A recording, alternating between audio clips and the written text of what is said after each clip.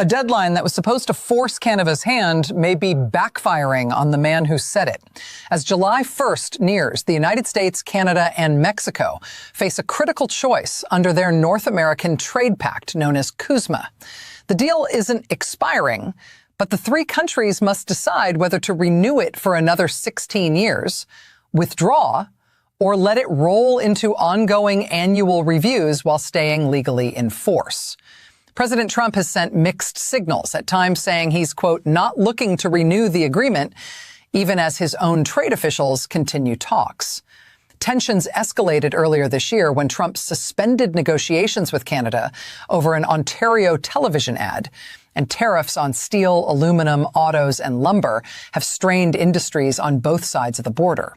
Canada's response has been measured rather than reactive. In early June, Trade Minister Dominic LeBlanc formally wrote to U.S. Trade Representative Jamieson Greer and Mexico's Economy Secretary, recommending a full renewal of the existing agreement.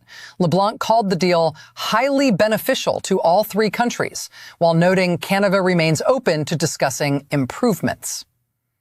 Behind the scenes, Canada has reportedly been working to diversify its trade relationships beyond the U.S., including a narrower agreement with China involving electric vehicles and canola exports, though officials say this hasn't derailed CUSMA talks. There's also been a major legal twist. In February, the U.S. Supreme Court struck down a set of Trump-era emergency tariffs imposed under the International Emergency Economic Powers Act, ruling the administration had exceeded its authority. That decision reshaped the legal landscape behind months of tariff pressure. Why does this matter? CUSMA underpins close to $2 trillion in annual trade and millions of jobs across all three countries. Farmers, automakers, energy producers, and consumers on both sides of the border have felt the impact of tariffs and counter-tariffs throughout this standoff. What happens next is still uncertain.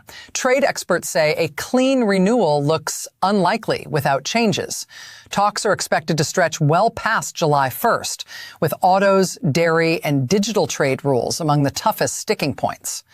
Some analysts believe the relationship will continue under a rolling negotiation, with tariffs persisting even as talks continue. For now, neither side has walked away. Canada has made clear it wants the existing deal preserved. Washington has made clear it wants changes. And the outcome of that gap will shape North American trade for years to come.